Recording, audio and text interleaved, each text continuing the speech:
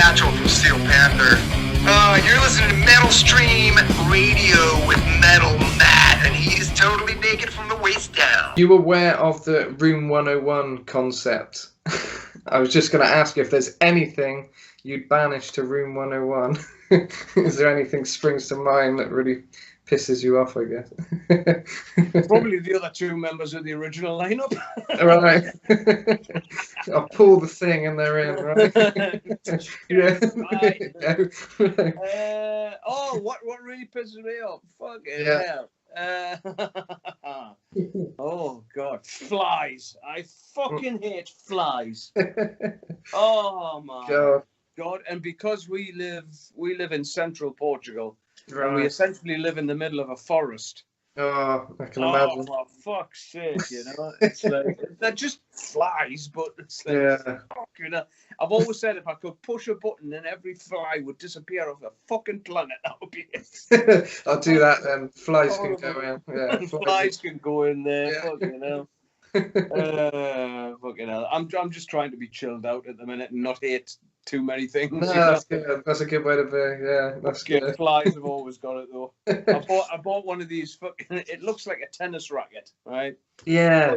It's got a button on the bottom. You switch it on. It's electrified. You're having fun with that. Fucker, when you hit them. I can imagine you loving that. Yeah. Fucking great. Yeah, exactly. You don't need them banished now. You can have fun with that. Oh yeah. Just play fucking explosive tennis with flies. Yeah. Talking of Portugal, do you get recognised ever? Do you have any hardcore Venom fans sort of walking down the street? I mean, bear in mind, we live in a tiny little village. Me and my girlfriend were sitting up at the local cafe. Every village has a cafe. Yeah. There's a big cafe culture over here, and it's the hub of the village. All the community goes to the village.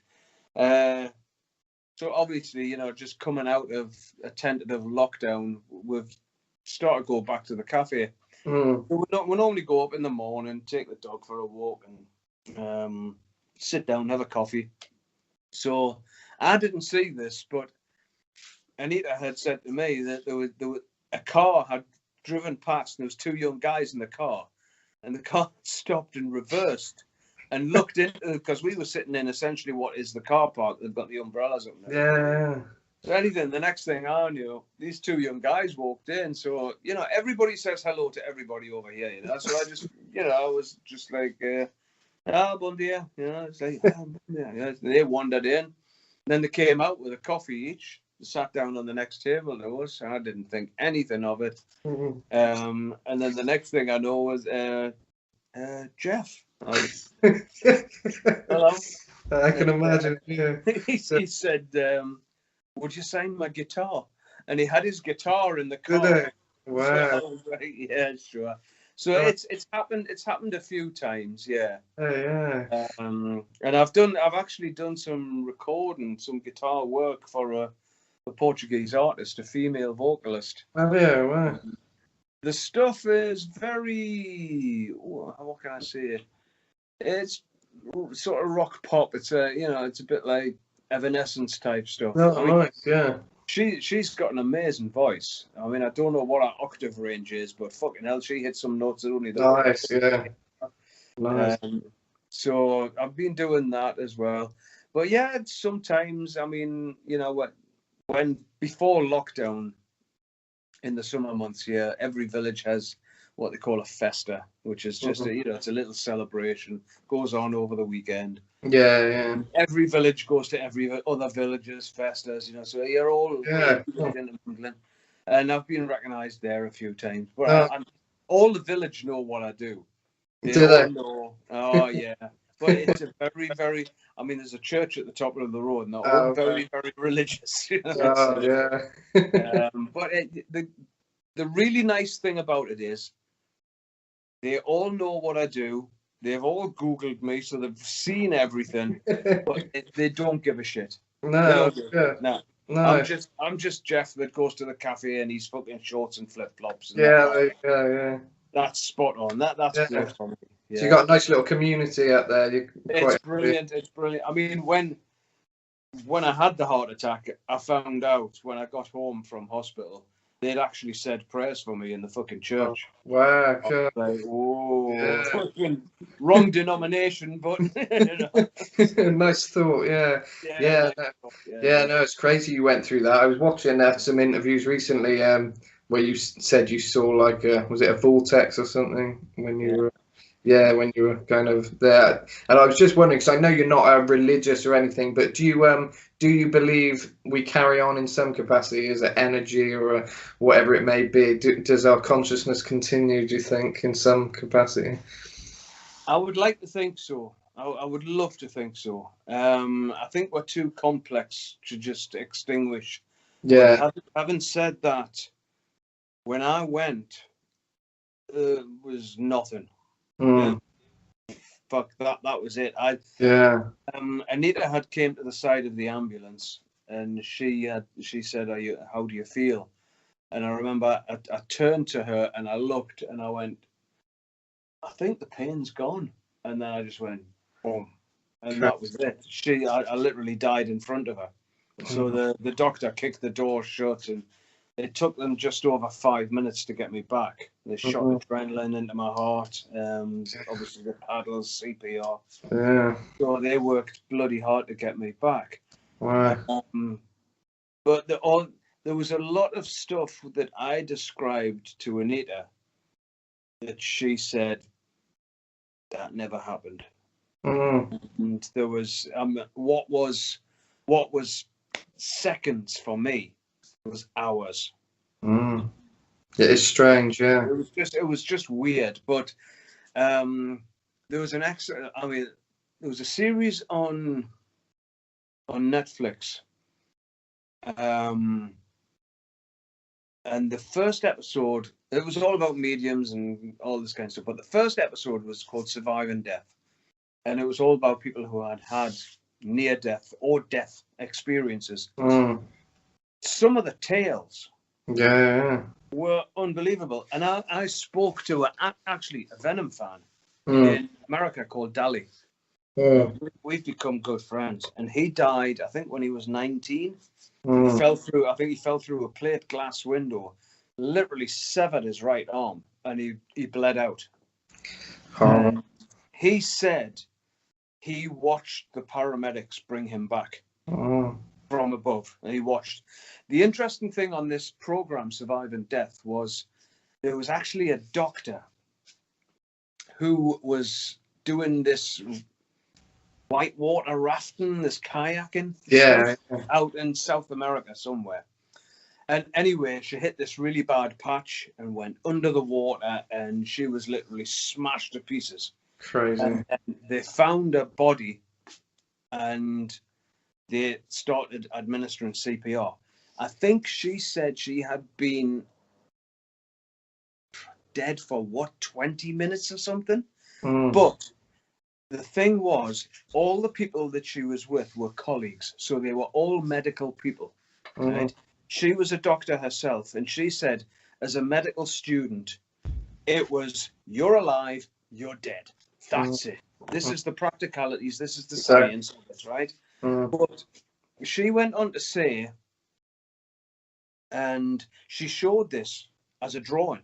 She drew the scene of her lying at the riverside and the position of each individual person around her, and even to the point where they found her knapsack and where that was. And she presented this to this group of people, and they were just like, well, I don't know how you're seeing that, but that's absolutely correct. It's crazy, yeah.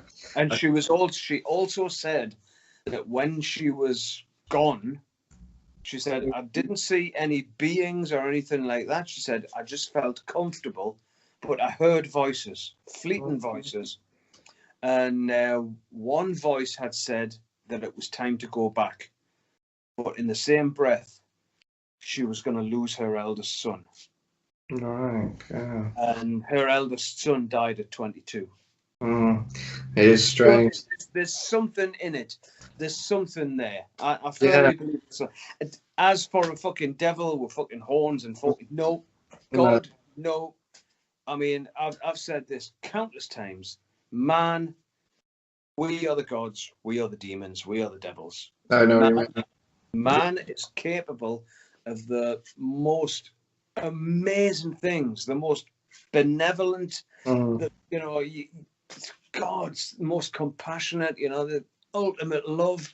But we are also the most disgusting pieces of shit on the planet when we want to be. Totally, yeah. And that's evident just by looking at the news channels. Yeah.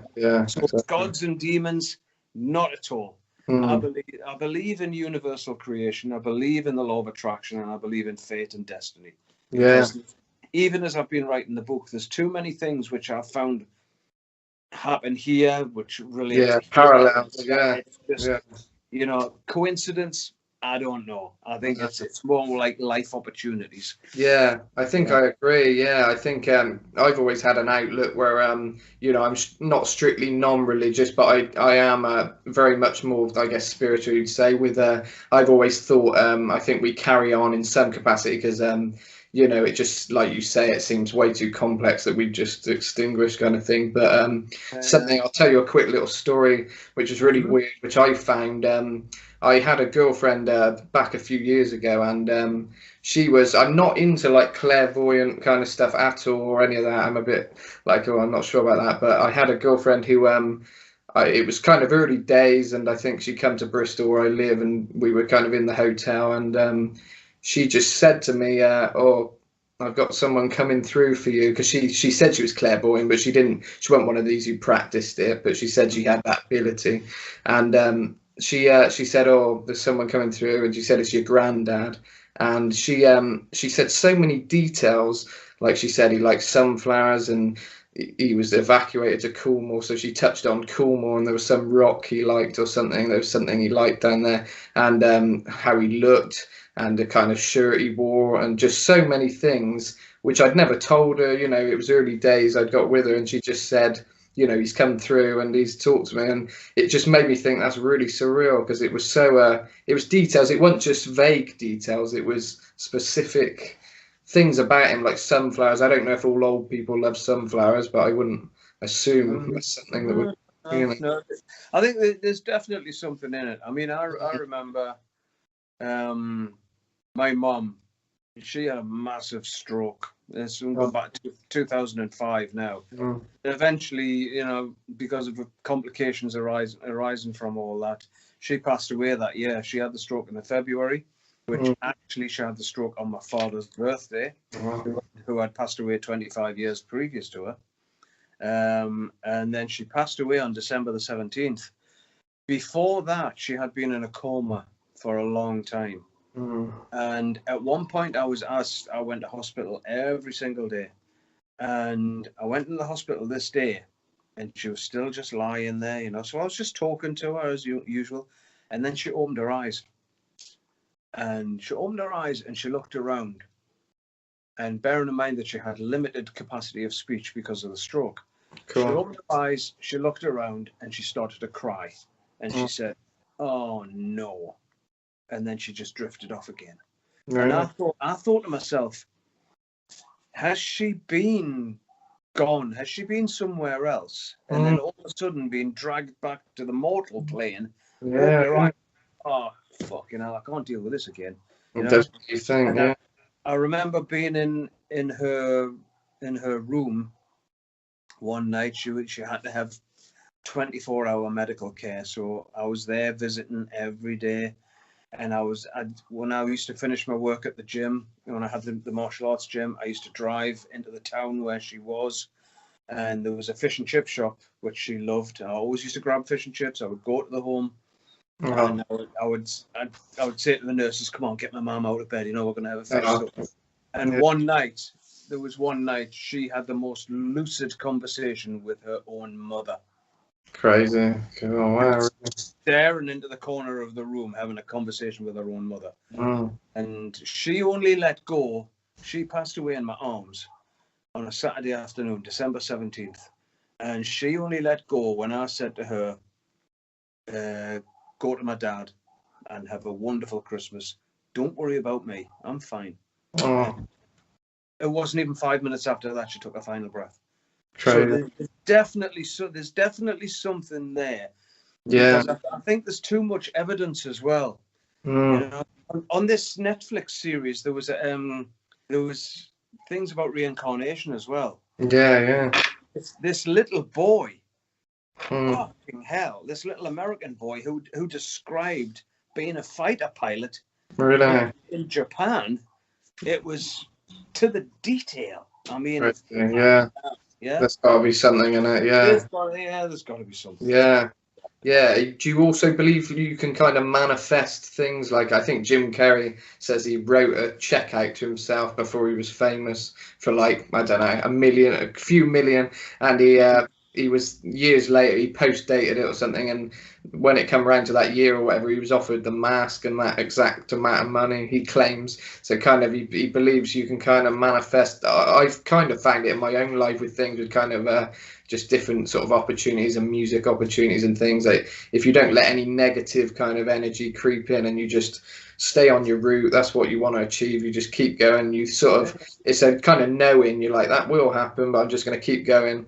I think as soon as you let negative things in, that can sometimes sway your path, or people who are negative can sway your path. But I think, sometimes it's kind of inbuilt what we want to achieve, I think, sometimes, and we might not have all the answers, but I think if you kind of set on something, it can happen.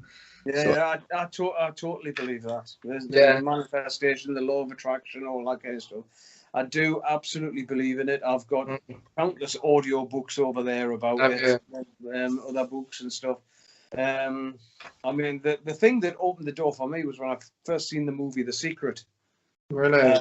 I watched that movie. I was a bit skeptical at first, and I watched it. I was like, all right, but there's a lot of people on there, you know, like quantum physicists and things like that, and it's like, right, okay, and you know, now having read even more about it, there's definitely something in it, and I can think of 3 instances in my life, probably more, where that happened. Venom being one of them. Yeah, most definitely. Yeah. It's that thing where you say, you know, I mean, I was so tunnel visioned, and I just did not give it any choice but to happen. No, yeah. You know? But I totally get that. I totally agree. And great, yeah. I think the universe or someone, you know, something, you know, looks out for you in the end. Yeah, it kind of you can make it happen. You know. Yeah. I would take to believe that over any fucking religion.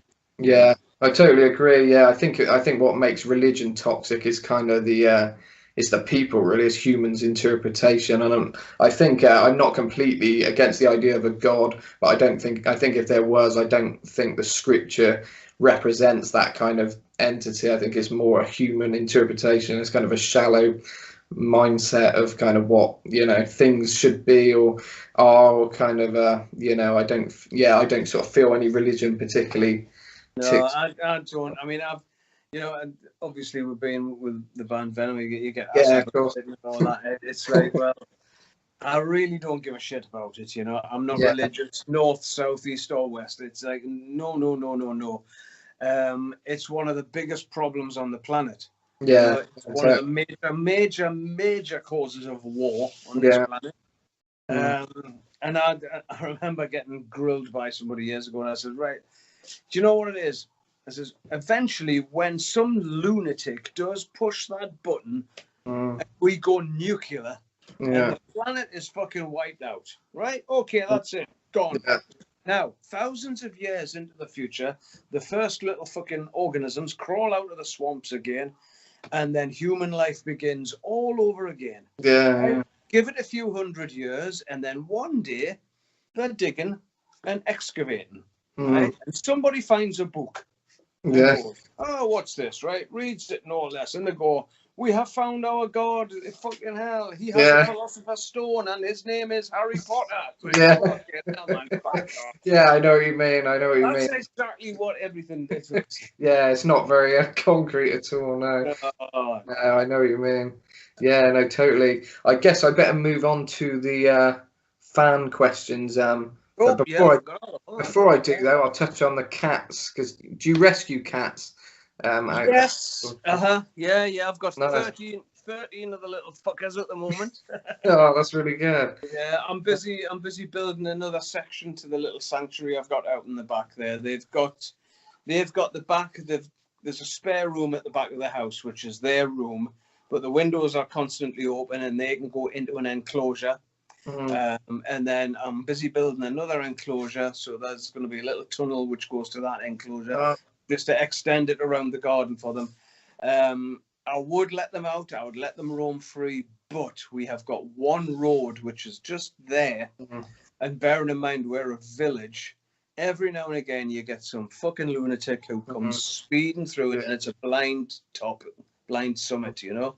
Yeah. And we've lost 2 of our cats on the road there. So can't do that anymore. But I've got I'm saying I've got 30, and I've got 4 of them are on their way. They're just babies at the moment, but they're coming. That's great. That's good to do in your bit, for sure. No, that's really nice. They need. I think people need to sort of look out for things in life. It's not all about kind of selfish things. You got to look. No. I mean, there's 2 of them that I can think of straight away. Garfield and Bobby, we found in the gutter, and I mean, you know, they would have literally been dead if we hadn't taken them. They were about that big, you know, tiny little things. They're not related. We found Bobby first, then we found Garfield. But